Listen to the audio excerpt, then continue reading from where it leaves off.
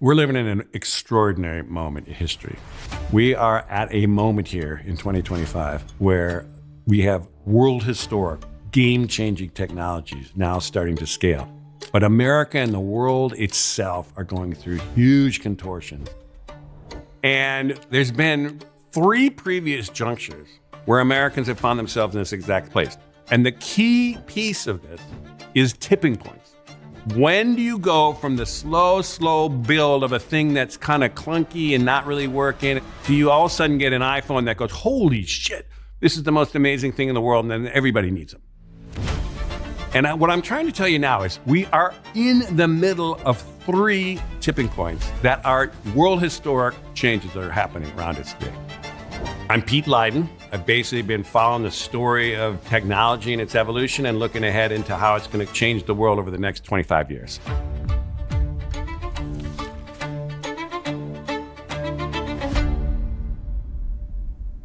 Way back in the 90s, in the earliest days of the internet, there was really only one place in the world that was really all over that, and that was Wired magazine. And it was in those early days that the founders of Wired picked up on me as someone who had the same kind of sensibility about the transformative nature of these technologies.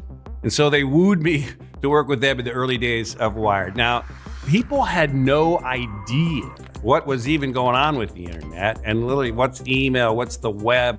They had no idea how these goofball startups with names like Amazon were ever going to amount to anything. And the other thing that was going on there beyond this digital revolution was essentially the beginning of globalization. And so myself and my co-author, which was Peter Schwartz, wrote a famous, iconic cover story at Wired that was called The Long Boom. And it was a history of the future, the story from 1980, which is in our past, to 2020, which was in our future, trying to explain what was really coming. Now, those of us who are in technology, and those of us who have been immersed in it, which I have been for most of my career now, can see clearly these kind of incremental stages of these new technologies, that all successful new technologies go through a technology adoption curve. Let's say like Uber, the idea like, oh my God, instead of a taxi, it's all on your phone. And then all of a sudden, when enough people show how amazing it is, boom, the entire crew moves over. And the old system of the taxi system is gone. So you're watching an old system being essentially dismantled or having to come down at the same time as we're taking off on these new technologies to build the next systems. We're in the middle of that. Right now is smack in the middle of that in our era. But we've also seen this in American history before. There's been 3 previous junctures where Americans have found themselves in this exact place. Now, that's not to say it's common. Like, this is 80 years ago, the last time we saw this. And they tend to come in these 80-year cycles.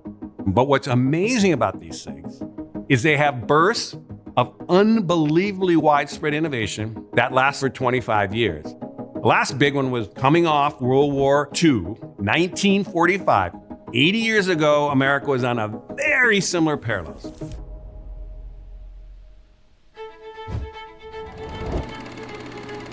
We basically were watching the essentially dismantling of the old world that had been working pretty well, the economy and societies of the West. And then there'd been a crash, and you run into the Great Depression of the 1930s. Now, what that was the old system of running the economy just wasn't working. And so what happens is you watch these junctures in American society, we get super polarized.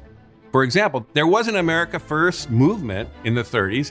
We were on the verge of violent conflict in America. And then you had the FDR and the kind of New Deal coalition that came out of the Depression, and they started to get traction. But anyhow, we had to resolve this political tension in America. And frankly, it had to do it in the world because the world also is going through this juncture. And so from 1945 to 1970, we watched the great post-war boom. Many people call it the high point of global capitalism. And you built this crazy economy where you did many things that were completely different than the previous era. Tax the rich at 90%. You watched incredible investment in public infrastructure like the interstate highway system and building suburbs. You basically watched the GI Bill and education, building institutions for higher education, expanding it for the boomers. That all happened in 25 years, the Great Society, the whole thing. 25 years, and then we ran in the 70s. It started kind of getting long in the tooth. Stagflation, oil shocks. But here's the point. Old system had to come down. super conflict around it, and ultimately the building of a thing that was dramatically different than before. We've been through that before. And funny enough, like I say, if you go another 80 years back, we did it again.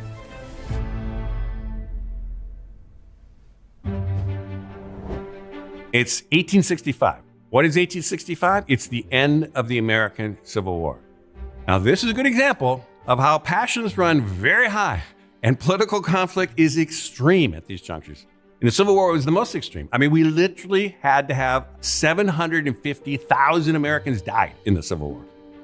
America, since the founding, had been in tension with these two economic systems. One was essentially a system of the early manufacturing economy where you needed free labor in the North. But in the old South, we basically had slavery.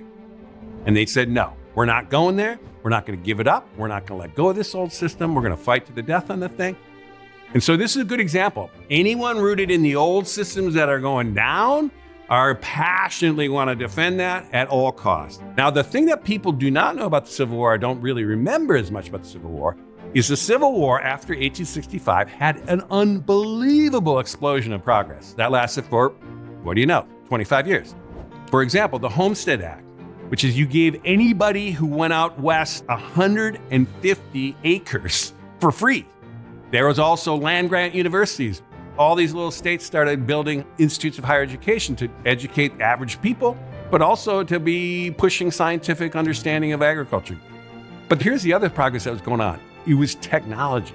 It was only after the war that America blew out like 175,000 miles of rail and essentially stitched the entire continent together with this steel-based rails. And essentially we reinvented America in 25 years. And here's the even crazier thing though. You go back another 80 years, we did it again.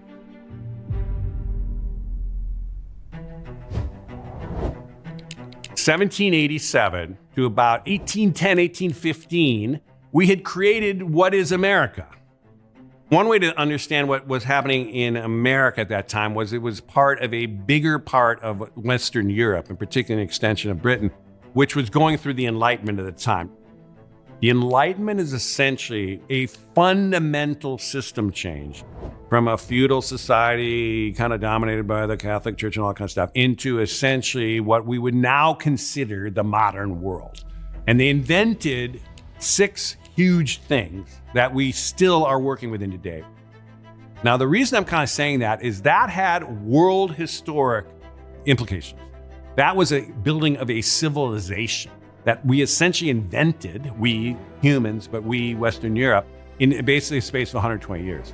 The forward motion of innovation, essentially from the West, was coming with those crazy ass Americans who had this wide open continent to spread it to. And that is what America's role has been vis-a-vis the West in every one of those epochs. I'm arguing we have one more crank at that wheel with the arrival of 3 world historic changes that are happening around us today. And the most obvious one is the arrival of artificial intelligence. ChatGPT. Maybe you've heard of it. If you haven't, then get ready, because this promises to be the viral sensation that could completely reset how we do things. The arrival of generative AI, with the arrival of ChatGPT 3.5 in November of 2022, I think we're going to see that as a world historic moment. I think people will look back on that is the starting gun of what will be understood as the age of AI. And I use age in a very explicit way, which is when you talk about a different age that humans enter, like, oh, the humans, entered the Bronze Age or the Iron Age. I mean, you're talking about essentially a fundamental game-changing technology, a breakthrough, a step change in our abilities, that once you cross that threshold, you don't go back. We're going to watch an explosion of amplification. The amplification of our mental powers with digital computers and now AI are going to be very similar to the amplification of our physical powers that mechanical engines, initially by steam, created the prosperity and wealth of the world that we know now, where we're just going to say, holy shit, we had no idea this is the world we're in.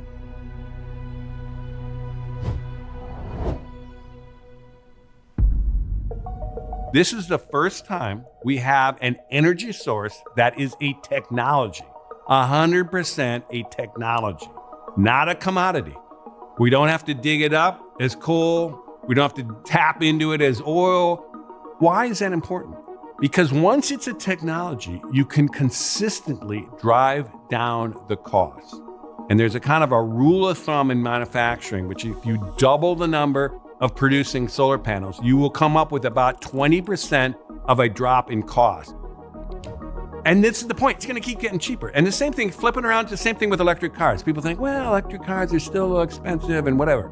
You're not thinking this through because battery technology is the same thing. That's in lithium batteries. We're now getting whole nother generations of batteries, like solid state batteries, that essentially will be a next generation. But the point is, the forward motion of costs coming down on clean energies is just beginning. And when that happens, you're going to have what? Abundant, clean energy.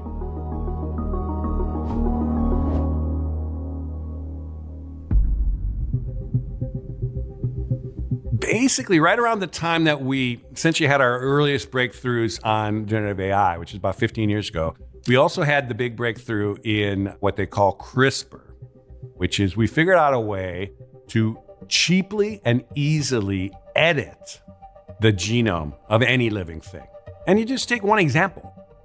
We now know how to take a cell, put it in a vat, and you can give it the same amino acids and the same kind of nutrients and the same things that a cow roaming around a field for like years chewing on grass would get those same nutrients, those same amino acids, and essentially would produce in their muscles the meat. That same thing can happen in a vat to actually grow the same cow cell into actual meat. Not like kind of meat, not like plant-based meat that's kind of like meat.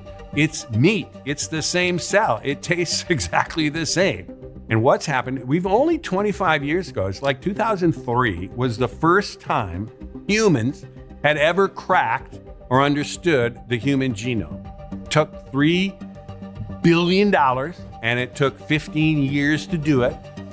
The cost of doing that from $3 billion had been driven down so far, it was $1,000. It's now at the point where it's about $100. And eventually it's going to keep driving down to $50 or nothing.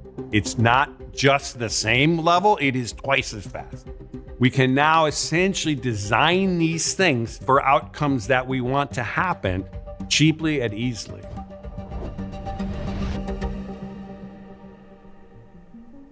So the technology story of today, AI, clean energies, even bioengineering, is kind of familiar at some level.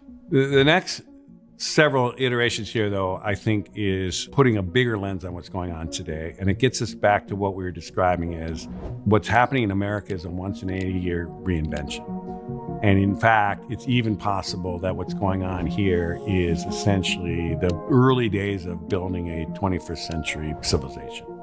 And so when you think about that, you go beyond the technology. That's like the foundation. And so the next thing up, I think, from technologies, you start thinking, okay, well, what could you build with those technologies? What kind of an economy would you want to build? The economic system that the United States has been based on, that has worked for essentially the top 10% for sure, and certainly for the top 1%, has not been working for 80%. And it's gotten to the point where they just have had it.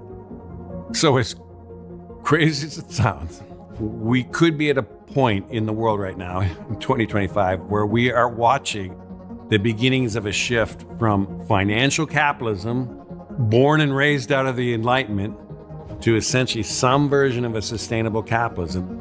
We're going from a world of representative democracy, which was a brilliant move forward, to essentially a digital democracy. And we're also going to go from a world of nation states, which again was a great breakthrough from empires and colonies of the past, to some kind of global governance that coordinates the 10 billion people on this planet. That's the level of change I think we're actually heading into. That's the level of change I think your kids are going to be wrestling with, and that's the level of change I think America is going through now. And the quicker we start to wrap our heads around that challenge and the kind of scale of the invention we're up to, the better off we're all going to be.